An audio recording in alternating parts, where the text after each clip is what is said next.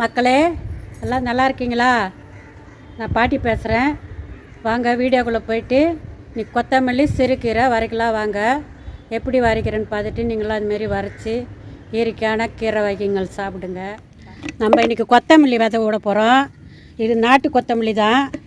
வாங்கிட்டு வந்து காய வச்சுட்டு டப்பா வச்சு லேசாக இப்படி ரெண்டு ரெண்டாக உடச்சிக்கணும். ரொம்ப ஐட்டெல்லாம் தேய்க்கக்கூடாது, சும்மா லேசாக தேய்க்கணும். அவ்வளோதான் பாருங்கள், ரெண்டு ரெண்டாக உடஞ்சிடுச்சு. நம்ம எடுத்து போய் இப்போது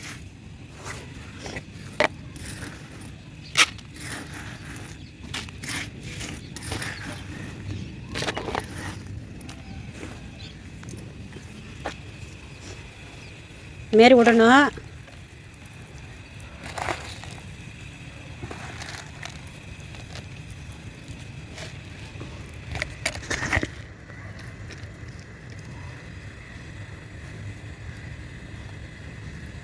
பாருங்கள், இப்போ நம்ம விட்டுட்டோம். இப்போ வந்து நம்ம இதில் மண் போட்டுக்கலாம். இப்போ இந்தமாரி வரைச்சிட்டு பேக்கில் நல்லா அகலமான பேக்கில் வரைச்சோம்னாக்கா நம்மளுக்கு 4 கட்டு 5 கட்டு வரும். பாருங்க, இதுமாரி மண் மேலே போட்டுடணும். விதை தெரியக்கூடாது, விதை தெரியாத அளவுக்கு மூடிடணும்.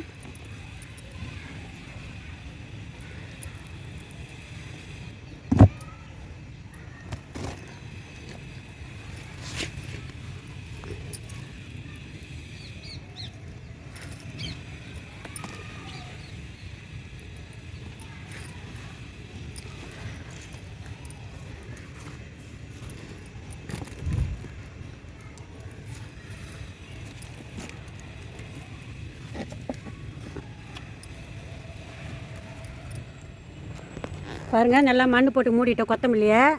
இப்போ தண்ணி தெளிச்சிக்கலாம். அதில்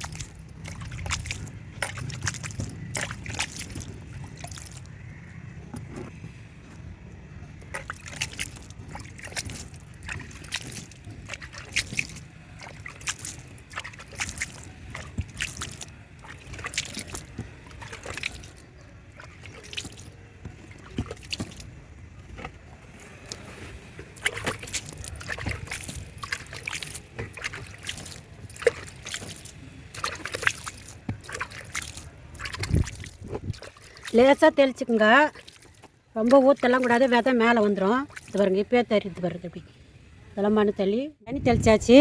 இதுமாரி சாக்கு பை வந்து நம்ம போட்டு மூடிக்கணும். இந்தமாரி சாக்கு பை போட்டு மூடிட்டு மேலே தண்ணி தெளித்து விட்டோம்னா டெய்லி முளைச்சி வந்துடும்.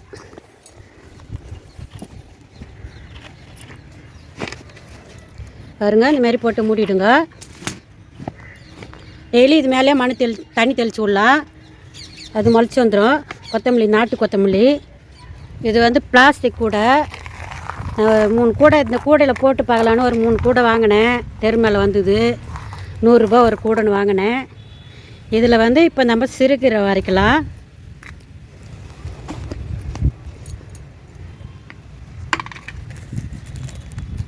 இது வந்து சிறுகீரை பாருங்கள். நானும் ஒவ்வொரு தடையும் வரைக்கிறேன், மழை வந்து போயிடுது.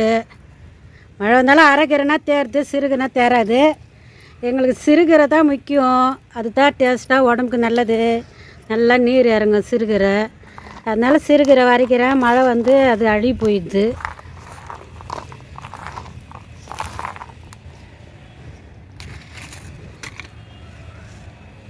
இப்போ இந்த கூடையில் வரைச்சிடலாம்.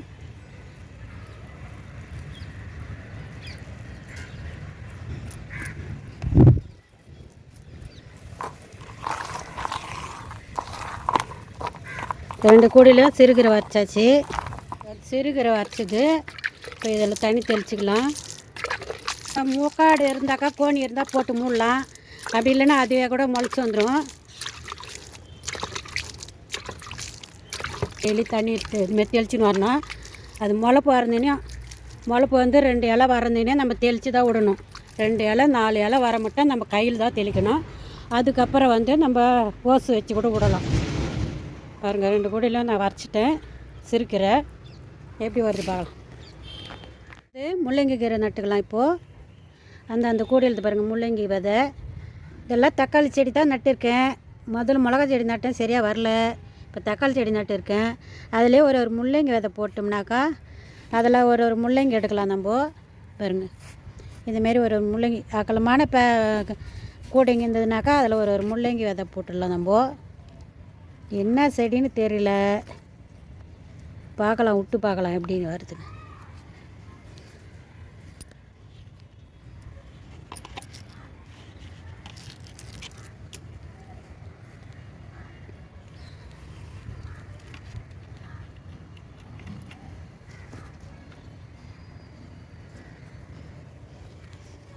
இந்தமாரி ஒரு முள்ளங்கி போட்டோம்னாக்கா நம்மளுக்கு தேவையான முள்ளங்கி கிடைக்கும்.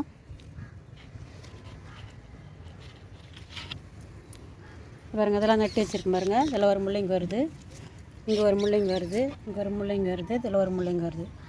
இந்தமாரி நம்ம நட்டுட்டோம்னா நம்மளுக்கு தேவையான ஒரு முள்ளங்கியும் கிடைக்கும். அதுமாரி தக்காளியும் கிடைக்கும்.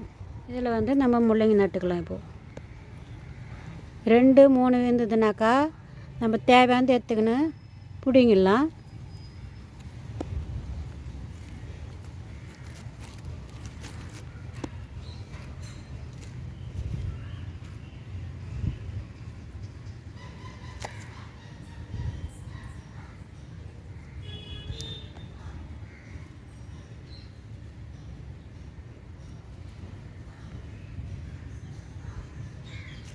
அவ்வளோதான். இதெல்லாம் தக்காளி செடி நட்டுருக்கேன் நான். பாருங்கள், தக்காளி செடி இதெல்லாம் வாட்ரு கேனில் தான் நட்டுருக்கேன். இதெல்லாம் கனகாமரம் செடி, இதெல்லாம் கனகாமரம் செடி. அது பாலாக்கு. இது கொத்தவரங்காய் செடி, இப்போ தான் நட்டுருக்கேன். கொத்தவரங்காய் செடி ஏற்கனவே நான் வரைச்சி இல்லைங்களா, இதெல்லாம் மழையில் அடிபட்டு திருப்பி முளைச்சி அதை மழைக்கு போனது வருது. இதே வந்தாலும் நல்லா அடர்த்தி ஆகிடும் கீரை. இனிமேல் மழை இல்லாத இருந்தால் அதுக்காண்டி நான் மழை வர வேணான்னு சொல்ல, மழை வரணும். நம்மளுக்கு கீரை முக்கியம் இல்லைனா கூட மழை தானே முக்கியம். அதனால் மழை வரணும். இதெல்லாம் மழையில் அடிபட்டுச்சு, அதனால் சொல்கிறேன் நான். மழையில் அடிபட்டு இது பாருங்கள், கீரையும் ஒரு மாதிரி ஆகிடுச்சு. எல்லாம் வருது. இப்போ தான் இதெல்லாம் மழையில் அடிபட்டு தான் வருது.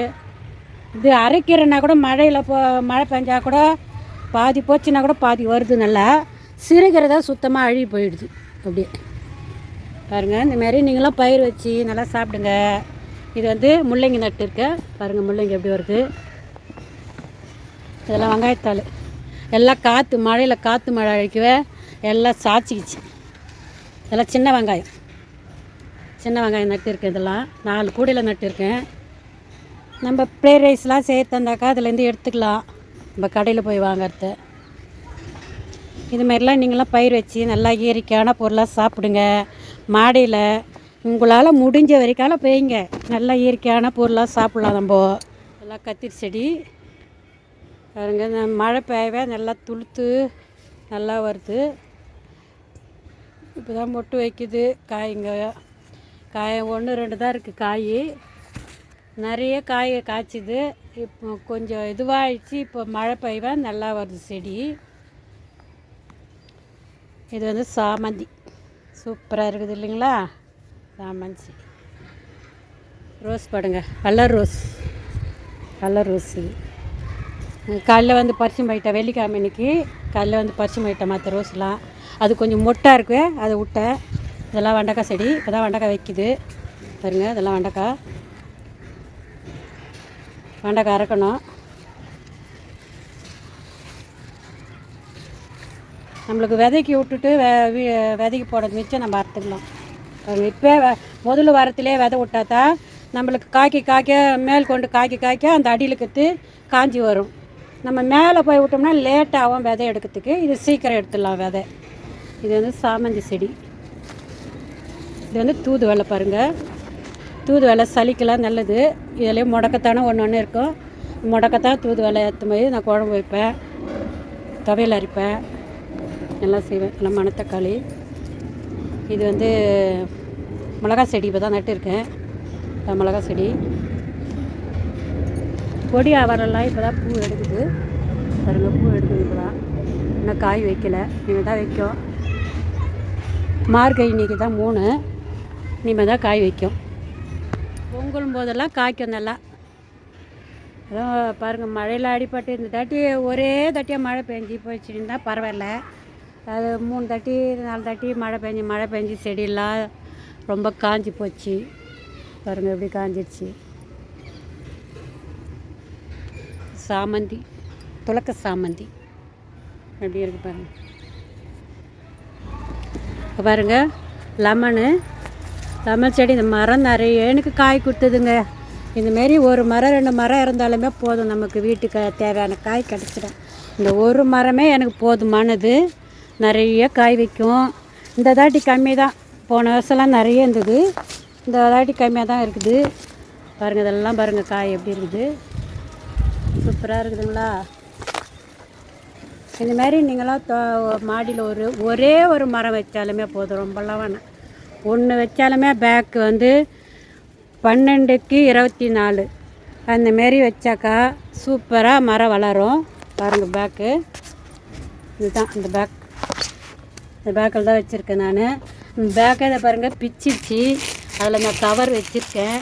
இந்த ஒரு பேக்கில் மட்டும்தான் இருக்குது அந்த லெமன் மரம். இந்த லெமனை செமையாக காய்ச்சிச்சு எனக்கு காய். இது பாருங்கள், உள்ளெல்லாம் நிறைய இருக்குது. அதனால் போன வருஷம் இந்த வருஷம் இல்லை, போன வருஷம் மரமே தாங்கலை, அப்படி இருந்தது. ஒன்று எவ்வளோ பெருசாக இருந்தது தெரியுங்களா. இது வந்து மாதுளை மரம், இப்போ தான் 1-2 பூ வைக்குது. இது வந்து ஜாதி மல்லி. நல்லா அவரைக்கொடி தான் ஏறி இருக்குது, நல்லா அவரைக்கொடி பாருங்கள்.